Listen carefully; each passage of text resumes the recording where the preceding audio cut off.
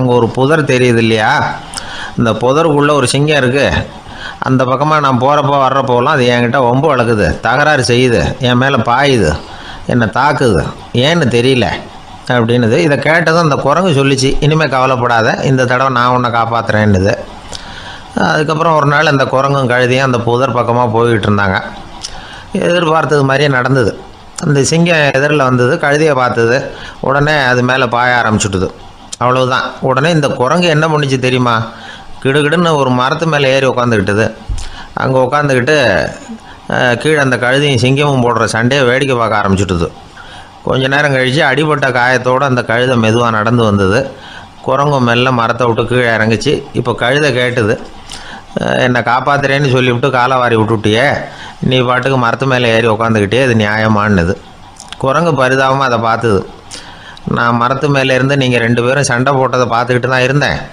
உன்னோட சத்தம் தான் அதிகமாக இருந்தது, அது நீ சிரிக்கிற மாதிரி எனக்கு கேட்டுது, அதனால் நீ தான் ஜெயிச்சுக்கிட்டு இருக்க போல இருக்கு அப்படின்னு நினச்சிவிட்டேன்னுது. இன்றைக்கி பல பேர் இப்படி தான் இருக்கிறாங்களாம். யார் ஜெயிக்கிறாங்க யார் தோக்குறாங்கங்கிறத முகத்தை பார்த்து கூட கண்டுபிடிக்க முடியறதில்ல, பேசுகிற பேச்சை வச்சு கூட கண்டுபிடிக்க முடியறதில்ல. தோற்கிறவங்க கூட சிரிக்கிற மாதிரி முகத்தை வச்சுக்கிறான்.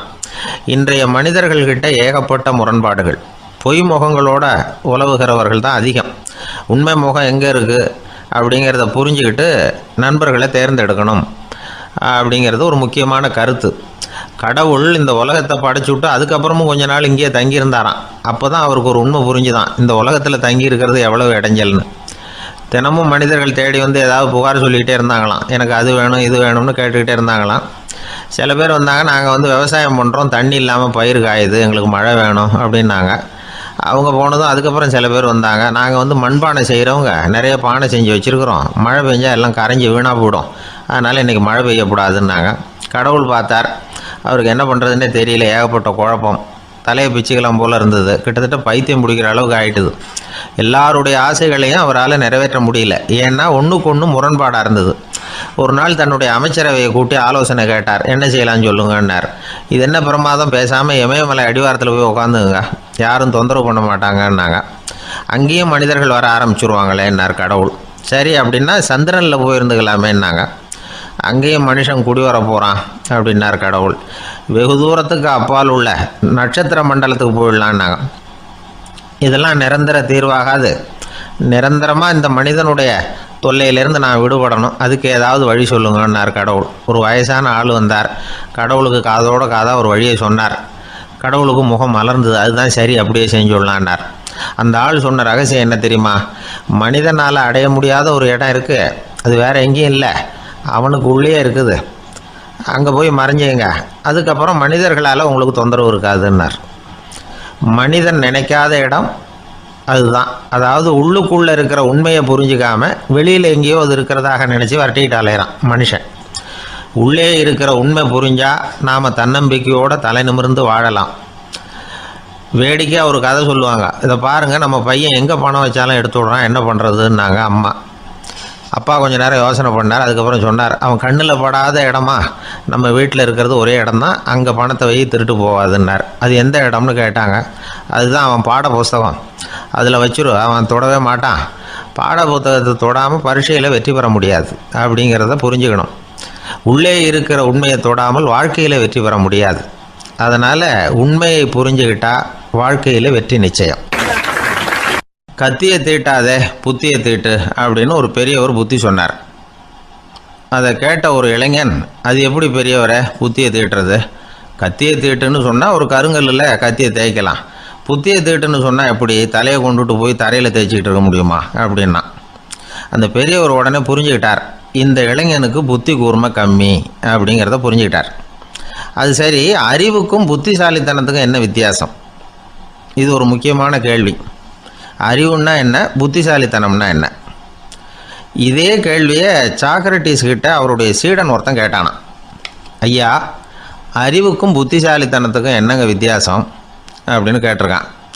சாக்ரட்டிஸ் நிமிர்ந்து பார்த்துருக்கிறார் அந்த சீடனை. அதுக்கப்புறம் சொன்னாரான், நான் சொல்கிறேன் உன்னுடைய கேள்விக்கு பதில், ஆனால் அதுக்கு முன்னாடி நீ ஒரு காரியம் பண்ணணும்னாரான். என்னங்க செய்யணும் சொல்லுங்கன்றிருக்கான். அதோ பாரு, ஒரு பெரியவர் உட்காந்துருக்கிறாரு, அவர்கிட்ட போ, இங்கேருந்து பக்கத்தில் இருக்கிற அந்த கிராமத்துக்கு போய் சேர எவ்வளவு நேரம் ஆகும் அப்படின்னு கேட்டுட்டு வா அப்படி சொன்னார் சாக்ரட்டிஸ். சரின்னு சொல்லிவிட்டு இவன் போனான். அந்த பெரியவர் முன்னாடி போய் நின்னான். ஏங்க பெரியவரை, இங்கேருந்து அதோ தெரியுத அந்த கிராமத்துக்கு போய் சேர்றதுக்கு எவ்வளோ நேரம் ஆகும் அப்படின்னு கேட்டான். பெரியவர் நிமிர்ந்து பார்த்தார். ஆனால் பதில் எதுவும் சொல்லலை. இவன் மறுபடியும் ஒரு தடவை அதே கேள்வியை அவர்கிட்ட கேட்டான். என்னங்க, நான் கேட்குறது உங்கள் காதில் விழுதா? அந்த கிராமத்துக்கு போய் சேர்றதுக்கு எவ்வளோ நேரம் ஆகும் அப்படின்னு சொல்லி மறுபடியும் கேட்டான். அப்பவும் அவர் பதில் சொல்லலை. உடனே அவன் மனசுக்குள்ளே முடிவு பண்ணிக்கிட்டான். சரி, பெரியவர் ஒரு மாதிரியாக தெரிகிறார், புத்தி சுவாதீனம் சரியில்லாத ஒரு மாதிரி தெரியுது அப்படின்னு நினச்சிக்கிட்டே வந்த வழியிலே திரும்பி வந்துட்டான். கொஞ்சம் தூரம் நடந்திருப்பான். இப்போ அந்த பெரியவர் மறுபடியும் கூப்பிட்டார். இளைஞனே இப்படி வாடினார். இவனுக்கு ஒன்றும் புரியல. மறுபடியும் திரும்பி நடந்தான். அவர் முன்னாடி போய் நின்னான். பெரியவர் சொன்னார், தம்பி, இங்கேருந்து அந்த கிராமத்துக்கு போய் சேர்றதுக்கு 5 நிமிஷம் ஆகும் அப்படின்னார். இப்போ அந்த இளைஞன் அந்த முதியவரை ஒரு மாதிரியாக பார்க்க ஆரம்பித்தான். அதுக்கப்புறம் கொஞ்சம் யோசித்தான். பிறகு அவர்கிட்டே கேட்டுட்டான், ஏங்க பெரியவரை, இதே பதிலை அப்போவே என்கிட்ட சொல்லியிருக்கலாமே, என்னை திரும்பி போன்னு சொல்லிவிட்டு பாதி தூரம் போனதுக்கப்புறம் மறுபடியும் கூப்பிட்டு அதுக்கப்புறம் இப்படி சொல்கிறீங்களே, இது நியாயமா அப்படின்னா. பெரியவர் சிரித்தார். அதுக்கப்புறம் சொன்னார், ஏன்பா, நீ எவ்வளவு வேகமாக நடக்கிறேங்கிறத பார்க்காம நீ கிராமத்துக்கு போய் சேர வேண்டிய நேரத்தை எப்படி என்னால் சொல்ல முடியும்? அதனால தான் உன்னை கொஞ்சம் தூரம் நடக்க விட்டு உன்னுடைய நடையின் வேகம், அந்த கிராமம் இருக்கிற தூரம் ரெண்டையும் கணக்கு போட்டு அதுக்கப்புறம் நேரத்தை சொன்னேன்னார். சீடன் வந்து தலை குனிந்தான். அப்படியே திரும்பி வந்து சாக்ரட்டிஸ் முன்னாடி நின்னான். சாக்ரட்டிஸ் இப்போ சொல்கிறார், தம்பி, அதுக்கு பேர் தான் புத்திசாலித்தனம். இந்த அறிவு கூர்மை வந்து எல்லா இளைஞர்களுக்கும் வரணும் அப்படிங்கிறதுக்காகத்தான் கத்தியை தீட்டாதே புத்தியை தீட்டு அப்படின்னு பெரியவங்கள்லாம் சொல்லிகிட்டு இருக்கிறாங்க. புத்தியை தீட்டுறவங்கெல்லாம் வாழ்க்கையில் அறிவாளியாகிறாங்க, தீட்டாதவங்க கோமாளியாகிறாங்க. இதுதான் இன்றைக்கி நடக்கிறது. அதனால் அறிவு கூர்மைங்கிறது வேற. இந்த காலத்து ஆசாமி ஒருத்தர் இன்னொருத்தரை பார்த்து கேட்டார், ஏங்க, ஒரு விமானம் இங்கேருந்து புறப்பட்டு 2 மணி நேரத்தில் மதுரைக்கு போய் சேருது. நல்லா கவனிங்க, ஒரு விமானம் இங்கேருந்து புறப்பட்டு 2 மணி நேரத்தில் மதுரைக்கு போய் சேருது அப்படின்னா என்னோடய வயசு என்னன்னு கேட்டார். இவர் கேட்குறதுல ஏதாவது அர்த்தம் இருக்கா? அதாவது இங்கேருந்து புறப்பட்டு 2 மணி நேரம் ஆகுது மதுரைக்கு போகிறதுக்கு அப்படின்னா என் வயசு என்னன்னு கேட்குறாரே. இதை கேட்ட உடனே அவர் பதில் சொன்னார், அப்படின்னா உங்களோட வயசு 20 அப்படின்னார். எப்படிங்க அவ்வளவு கரெக்டாக சொன்னீங்க அப்படின்னு கேட்டார். வேறு ஒன்றும் இல்லை, எங்கள் பக்கத்து வீட்டில் ஒரு முழு பைத்தியம் இருக்குது, அதோட வயசு 40 அப்படின்னா உன் வயசு 20 தான் இருக்கணும் அப்படின்னார். அரை பைத்தியம்னு முடிவு பண்ணிக்கிட்டார். அதனால் வாழ்க்கையில் அறிவு கூர்மைங்கிறது ரொம்ப அவசியம். அந்த புத்திசாலித்தனம் இருக்கிறவங்க வாழ்க்கையில் வெற்றி பெறுவது நிச்சயம். ஒரு வயசான அம்மா ஒரு நாள் ஃபோன் பண்ணாங்க. ஐயா, நான் வந்து இந்த தகவல் நிகழ்ச்சியை தினமும் கேட்குறேன், உங்ககிட்ட ஒரு கேள்வி கேட்கணும் அப்படின்னாங்க. என்னங்க அப்படின்னோம். எனக்கு சொந்தமாக ஒரு நல்ல வீடு இருக்குது, வேணுங்கிற அளவுக்கு பணமும் இருக்குது, கணவரும் ரொம்ப நல்லவர், ரிட்டையர் ஆகி வீட்டில் தான் இருக்கிறார், பிள்ளைங்கள்லாம் பெரிய பெரிய உத்தியோகத்தில் இருக்கிறாங்க, அதில் ஒருத்தன் ஐஏஎஸ்ஸு, பணம்லாம் கூட நிறைய கொண்டாந்து கொடுக்குறாங்க. அப்படி இருந்தும் என் மனசில் நிம்மதி இல்லை, வாழ்க்கையில் ஒரு நிறைவு இல்லை அப்படின்னாங்க. ஏன்னு கேட்டோம். அதைத்தான் நான் உங்களை கேட்குறேன், ஏன் அப்படி அப்படின்னு திருப்பி கேட்குறாங்க. எங்களுக்கு ஒன்றும் புரியல. கொஞ்ச நேரம் குழம்பி போயிட்டோம். இருந்தாலும் அதை அவங்கக்கிட்ட காட்டிக்காம கொஞ்சம் சாமர்த்தியமா, ஏம்மா, உங்கள் மனசில் நீங்கள் ஏதோ ஒன்று எதிர்பார்க்குறீங்க, அது நிறைவேறலை அப்படி தானே அப்படின்னு கேட்டோம். ஆமாம் அப்படின்னாங்க. அதுக்கப்புறம் அவங்கக்கிட்ட கொஞ்சம் மனம் விட்டு பேசுகிறப்போ தானாக விஷயம் வெளியில் வந்தது. அதாவது அவங்க பிள்ளைங்க பெரிய பெரிய உத்தியோகத்தில் இருக்கிறதுனால அவசரமாக வந்து பார்த்துட்டு ஓடுறாங்களாம். ஆசையாக அம்மான்னு கூப்பிட்டுக்கிட்டு கிட்ட உட்காந்து கொஞ்சம் நேரமாவது என்கிட்ட பேசினா தானே என் மனசு கொஞ்சம் நிம்மதியாக இருக்கும். அது அவங்களுக்கு தெரிய மாட்டேங்குதே அப்படிங்கிறாங்க. இதுதான் அவங்களுடைய ஏக்கம். இந்த ஏக்கம் அந்த தாயின் மனசில் இருந்துக்கிட்டு இருக்குது. இப்படி மகனுடைய அன்புக்காக மட்டுமே ஏங்குகிற தாய்மார்கள் பல பேர் இருக்கிறாங்க இந்த உலகத்தில். இதை நினைக்கிறப்போ ஒரு வெளிநாட்டு நாடோடி கதை வந்து ஞாபகத்தில் வருது. அதாவது கடவுள் வந்து படைப்பு தொழிலில் ரொம்ப மும்முரமாக ஈடுபட்டுக்கிட்டு இருந்தாராம். மீன்களை படைச்சாராம், பறவைகளை படைச்சாராம், விலங்குகளை படைச்சாராம், அவருக்கு திருப்தி ஏற்படலை. அதுக்கப்புறம் மனிதர்களை படைச்சிருக்கிறார், அப்போவும் அவருக்கு மன நிறைவு ஏற்படலையாம்.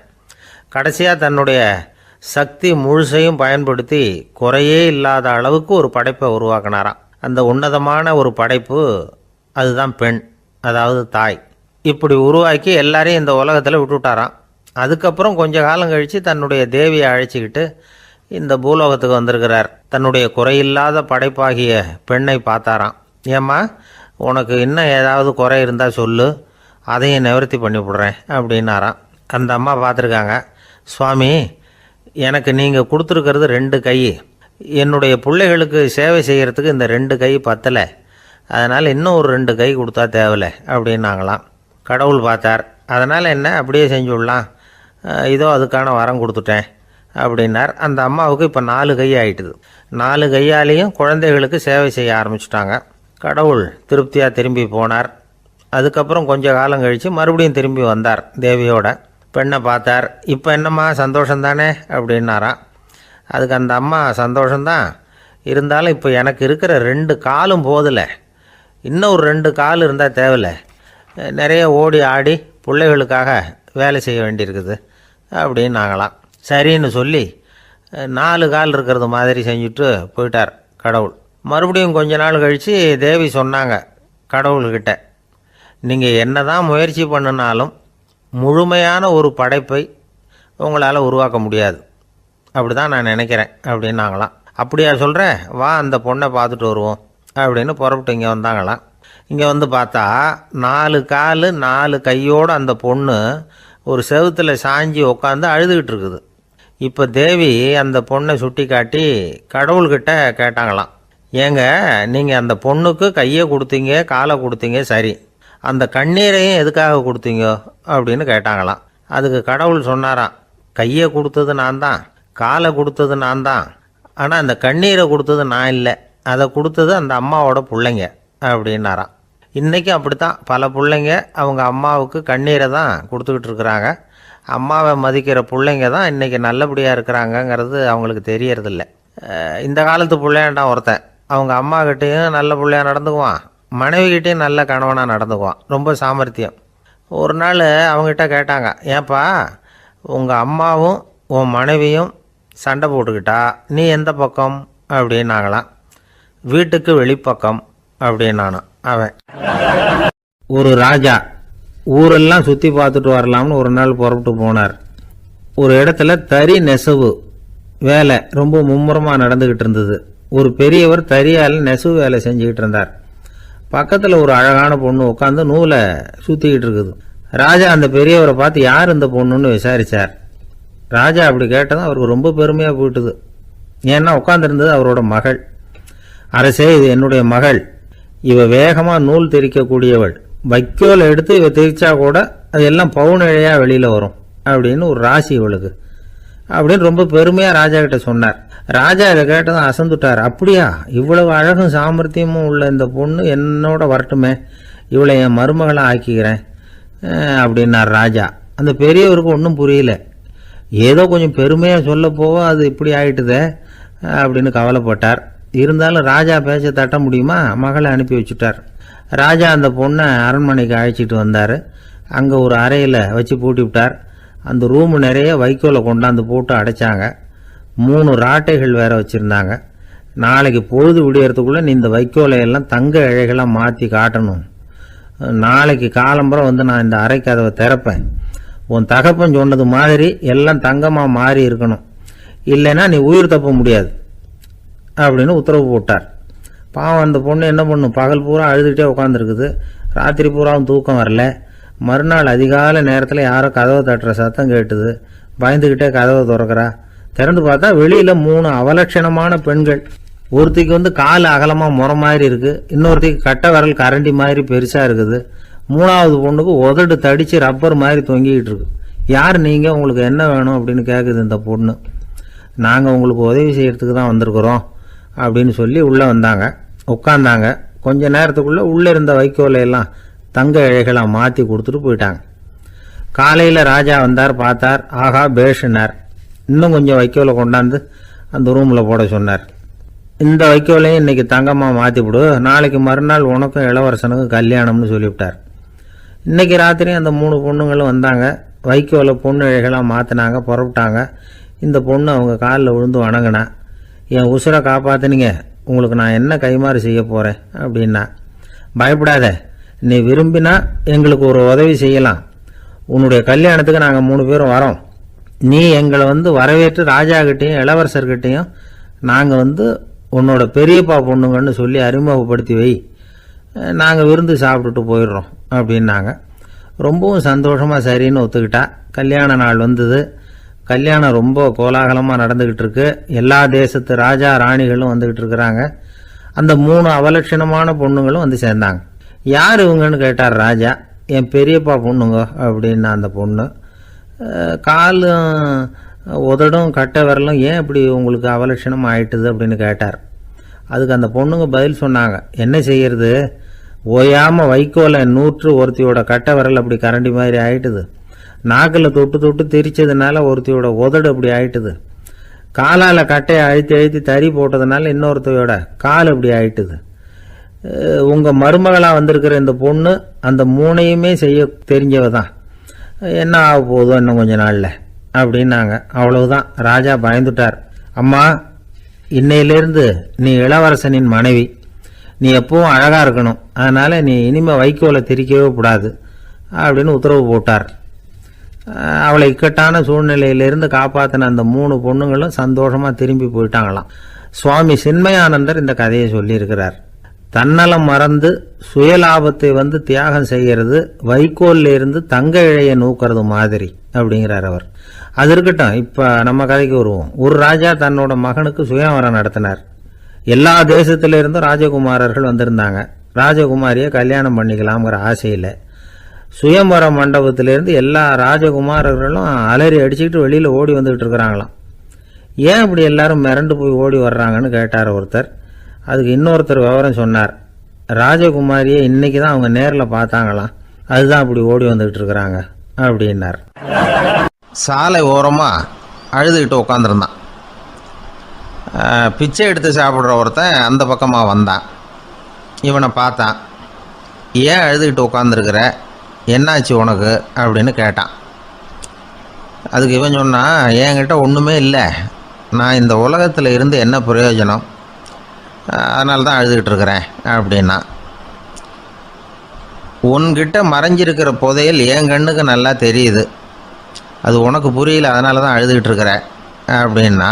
என்னது புதையல் இருக்குதா, உன் கண்ணுக்கு தெரியுதா அப்படின்னு கேட்டான். ஆமாம், எனக்கு தெரியுது. அந்த புதையலை நீ விற்கிறதுக்கு தயாராக இருக்கிறியா அப்படின்னு கேட்டான் இவன். இதை கேட்டதும் அந்த இளைஞனுக்கு ரொம்ப ஆச்சரியமாக போச்சு.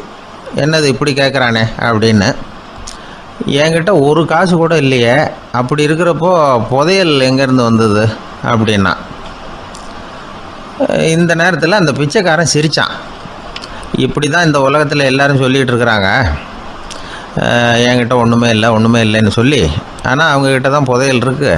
நீ வேணும்னா என் கூட வா, நம்ம நாட்டு அரசர்கிட்ட போவோம். உங்ககிட்ட இருக்கிற புதையலை அவர் நல்ல விலைக்கு எடுத்துக்குவார் அப்படின்னா. அது எப்படி உனக்கு தெரியும்னா, இதுக்கு முன்னாடியும் இது மாதிரி பல பேரை நான் ராஜா கிட்ட அழைச்சிட்டு போயிருக்கிறேன். அதனால தான் உன்னை பார்த்தேன், உன்னையும் கூப்பிட்றேன். நீ சரின்னு சொன்னால் உன்னை அழைச்சிட்டு போகிறேன். உங்ககிட்ட இருக்கிற புதையலை அவர் நல்ல விலை கொடுத்து எடுத்துக்குவார் அப்படின்னு சொன்னான். இவன் இப்படி சொல்கிறது அந்த இளைஞனுக்கு ஒன்றுமே புரியல.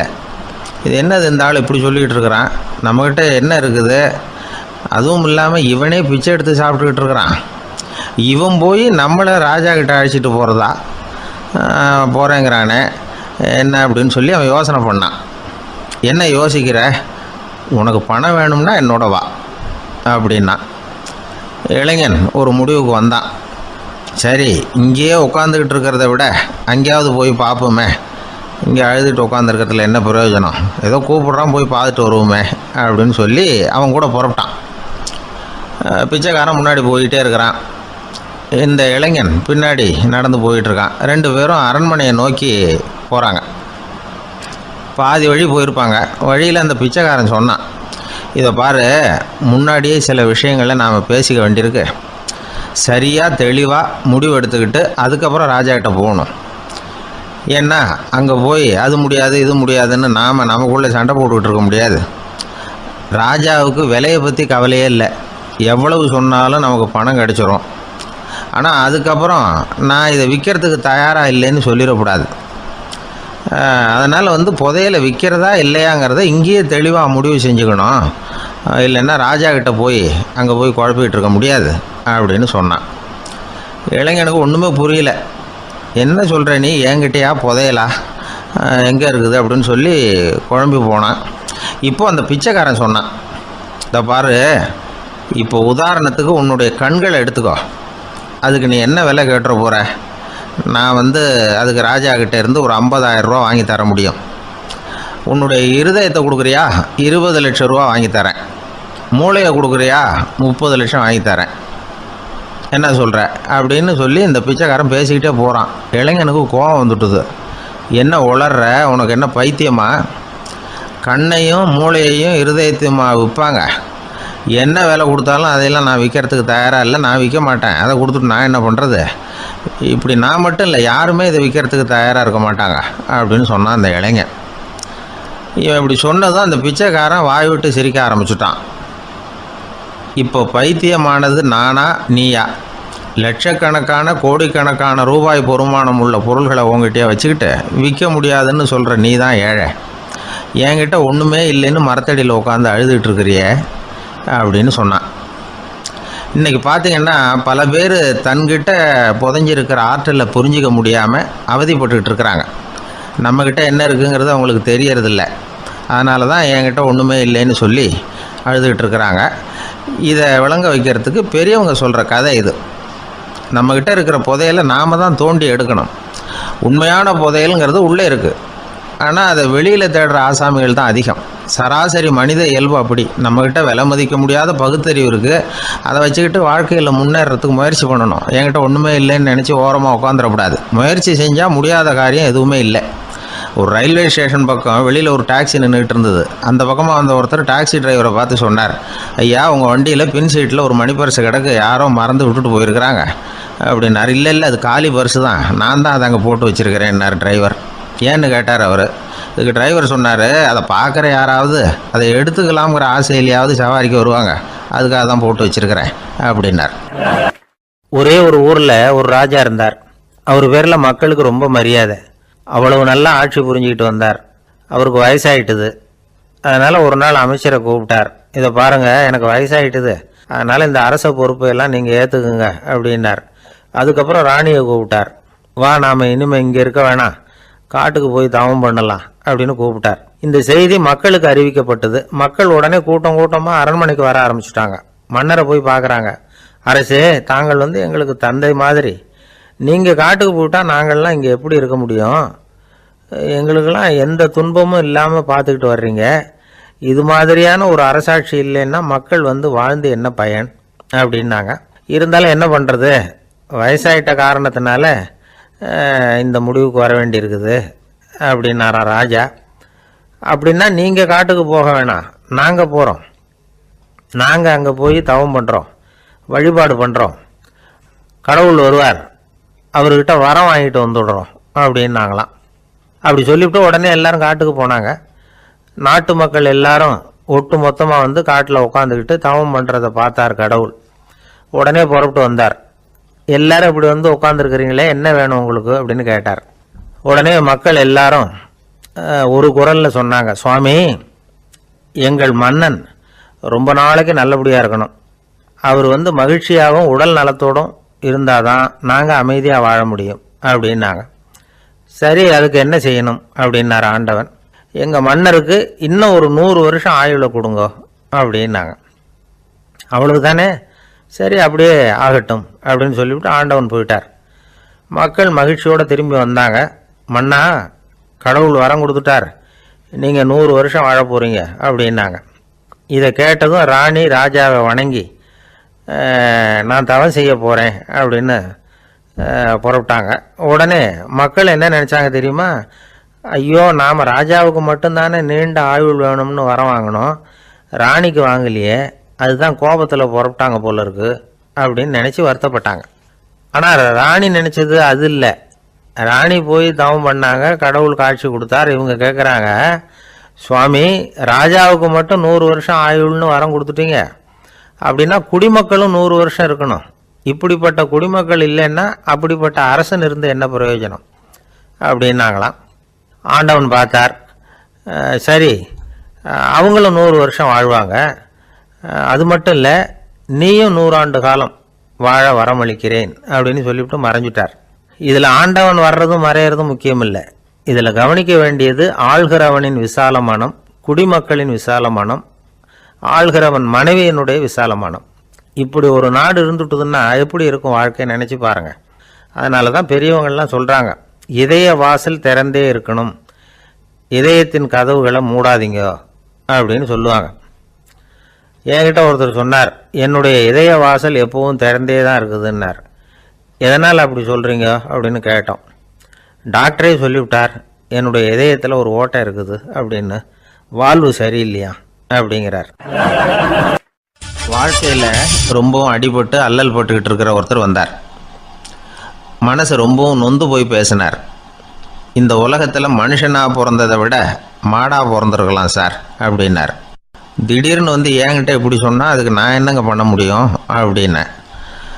உங்ககிட்ட வரணும்னு தோணுச்சு, அதனால் வந்தேன் அப்படின்னார். சரிங்க, இப்படி ஒரு யோசனை வந்ததுக்கு என்ன காரணம் அப்படின்னு சொல்லி அவர்கிட்ட கேட்டேன். அதுக்கு அவர் சொன்னார், என் பையனுக்கு வேலை தேடுறேன் கிடைக்கல, பொண்ணுக்கு மாப்பிள்ளை தேடுறேன் கிடைக்கல, வீடு கட்டுறதுக்கு கடன் கேட்குறேன் கிடைக்கல, மாடாக பிறந்திருந்தா இது மாதிரி கவலையெல்லாம் கிடையாதுல்ல, பேசாமல் வைக்கோலை தின்னுக்கிட்டு அசை போட்டுக்கிட்டே கடந்து விடலாமே அப்படின்னார் அலட்சியமாக. அதுக்கப்புறம் தான் அவர் சொன்ன கருத்தை நானும் கொஞ்சம் அசை போட ஆரம்பித்தேன் மனசுக்குள்ளே. இப்போது இயற்கையை பொறுத்த வரைக்கும் அது நாம் எல்லாரும் மகிழ்ச்சியாக வாழணும் அப்படின்னு தான் விரும்புது. விலங்குகள், பறவைகள், தாவரங்கள், அப்புறம் மற்ற உயிரினங்கள் எல்லாமும் நல்லபடியாக இருக்கணும் அப்படிங்கிறது தான் இயற்கையோட விருப்பம். அதில் ஒன்றும் சந்தேகம் இல்லை. இயற்கையோட அமைப்பை கொஞ்சம் கவனித்து பார்த்தா அதை நாம் நல்லா புரிஞ்சுக்கலாம். இருந்தாலும் இந்த ஆள் சொன்னதை கேட்ட பிறகு தான் ஒரு முக்கியமான வேறுபாடு புரிஞ்சுது. அதாவது இந்த உலகத்தில் உள்ள முக்கியமான பிரச்சனைகள் 6. அந்த 6 பிரச்சனைகளும் ஆடு மாடுகளுக்கு கிடையாது, மரம் செடி கொடிகளுக்கு கிடையாது. ஆனால் மனுஷன் அந்த 6 பிரச்சனைகளையும் சந்திக்க வேண்டியிருக்கு. சரி, அந்த 6 பிரச்சனைகள் என்னென்ன தெரியுமா? முதல்ல இந்த ஆடு மாடுலாம் நமக்குன்னு சொந்தமாக ஒரு வீடு இல்லையே அப்படின்னு கவலைப்பட்டுக்கிட்டு இருக்கிறதில்ல. ஆனால் மனிதனுக்கு வீடு தேவைப்படுது. இது ஒரு வித்தியாசம். இப்போ 2வது பிரச்சனை என்னென்னா ஆடை பிரச்சனை. ஒரு கோழியோ சேவலோ நாம் போட்டுக்கிறதுக்கு ஒரு சட்டை இல்லையே அப்படின்னு கவலைப்படுறதில்ல. ஆனால் மனுஷனுக்கு அந்த கவலை உண்டு. சரி, இப்போ 3வது என்னன்னு பார்த்தா கல்வி பிரச்சனை. ஒரு பசுமாடு கவலையோடு நின்றுக்கிட்டு இருக்கு அப்படின்னு வச்சுக்குவோம். நீங்கள் அதுக்கிட்ட போய், ஏன் பசுமாடை கவலையோடு நின்றுக்கிட்டு இருக்கிற அப்படின்னு கேட்குறீங்க. என் கண்ணுக்குட்டிக்கு எல்கேஜியில் இடம் கிடைக்கல, டொனேஷன் கொடுக்கறதுக்கு கையில் பணமும் கிடையாது, சிபாரிசுக்கு யாரை பிடிக்கிறதுன்னு தெரியல, இப்படியா சொல்லிகிட்டு இருக்கோம். அதுக்கு அந்த கவலையெல்லாம் கிடையாது. ஆனால் மனிதனுக்கு அந்த கவலை உண்டு. 4வது என்னன்னு பார்த்தீங்கன்னா வேலைவாய்ப்பு பிரச்சனை. வேலை கிடைக்கலையே அப்படின்னு வேப்ப மரம் கவலைப்படுறதில்ல, ஆனால் மனுஷன் கவலைப்படுறான். 5வது என்னன்னு பார்த்தா கல்யாண பிரச்சனை. எருமை மாடு பசுமாடு எல்லாம் பொண்ணுக்கு மாப்பிள்ளை தேடிட்டாலே இது பேப்பரில் மணமகன் தேவை அப்படின்னு விளம்பரமாக கொடுக்குது, அதெல்லாம் கிடையாது. 6வது என்னன்னு பார்த்தீங்கன்னா பணம் சம்பந்தமான பிரச்சனை. ஆடு மாடுலாம் பணத்தை சேமிக்கணும்னோ ஏதாவது நிதி நிறுவனத்தில் முதலீடு பண்ணணும்னோ நினச்சிக்கிட்டு இருக்கிறதில்ல. பணத்தை எப்படி காப்பாற்றுறது அப்படிங்கிற கவலையும் அதுகளுக்கு கிடையாது. குதிரை வந்து குளம்போடு பிறகுது, அதனால் அது காடு மேடெல்லாம் கவலை இல்லாமல் தெரியலாம். ஆடு வந்து உடம்பில் ரோமத்தோடு பிறகுது, அதனால் அது குளிரை பற்றி கவலைப்பட வேண்டிய அவசியம் இல்லை. ஆனால் மனுஷனை பார்த்திங்கன்னா அவன் தான் ஒன்றும் இல்லாமல் பிறக்கிறான். ஏன் இந்த பாகுபாடு அப்படின்னு கேட்டால் இதை பற்றி கொஞ்சம் சிந்திச்சு பார்க்கணும். அதாவது இந்த சந்தேகத்தை ஒரு பெரியவர்கிட்டையும் கேட்டேன். அவர் சொன்னார் இதுக்கு பதில். அவர் இதே கேள்வியை இயற்கை கிட்ட கேட்டாராம். இயற்கை பதில் சொல்லிச்சான், வேறு யாருக்கும் கொடுக்காத ஒரு வலுவான கருவியை, ஒரு பவர்ஃபுல் வெப்பன் மனுஷனுக்கு கொடுத்துருக்குறேனே அந்த கருவியை உபயோகப்படுத்தி அந்த 6 பிரச்சனை மட்டும் இல்லை 6 கோடி பிரச்சனைகள் இருந்தாலும் அதையெல்லாம் சமாளிக்கலாம். அது கருவி என்ன தெரியுமா? அதுதான் 6வது அறிவு. அதை உபயோகப்படுத்தினா காலுக்கு செருப்பு தயார் பண்ணிக்கலாம், குளிருக்கு போர்வை தயார் பண்ணிக்கலாம், என்ன வேணும்னாலும் செய்யலாம் அப்படின்னு இயற்கை பதில் சொல்லிச்சான். அதனால் நாம் செய்ய வேண்டியது என்னென்னா இயற்கையை முதல்ல சரியாக புரிஞ்சுக்கணும். இயற்கையின் படைப்பையே நாம் சரியாக புரிஞ்சுக்கிறது இல்லையா, அதுதான் வேதனை. இந்த கதையை கேளுங்க. இப்போ நகரத்திலேருந்து ஒரு ஆள் கிராமத்துக்கு வந்தான். அங்கே ஒரு சிறுவன் மாடு மேய்ச்சிக்கிட்டு இருந்தான். நகரத்து ஆள் சொன்னான், எவ்வளோ அழகான பசு, அது சரி இதுக்கெல்லாம் ஏன் கொம்பு இல்லைன்னா. இதுக்கு அந்த பையன் பதில் சொன்னான், பசுமாட்டுக்கு கொம்பு இல்லாததுக்கு பல காரணங்கள் உண்டு. கண்ணுக்குட்டியாக இருந்தால் கொம்பு இருக்காது, பசு வளர்ந்து பெருசானதுக்கு அப்புறம் தான் கொம்பு முளைக்கும், இது ஒரு காரணம். சில சமயம் வளர்கிற கொம்பை எடுத்து விடுறது உண்டு, அது ஒரு காரணம். ஆனால் இதுக்கு ஏன் கொம்பு இல்லைன்னு கேட்குறீங்க, அதுக்கு என்ன காரணம்னா இது பசு இல்லை குதிரை அப்படின்னானான்.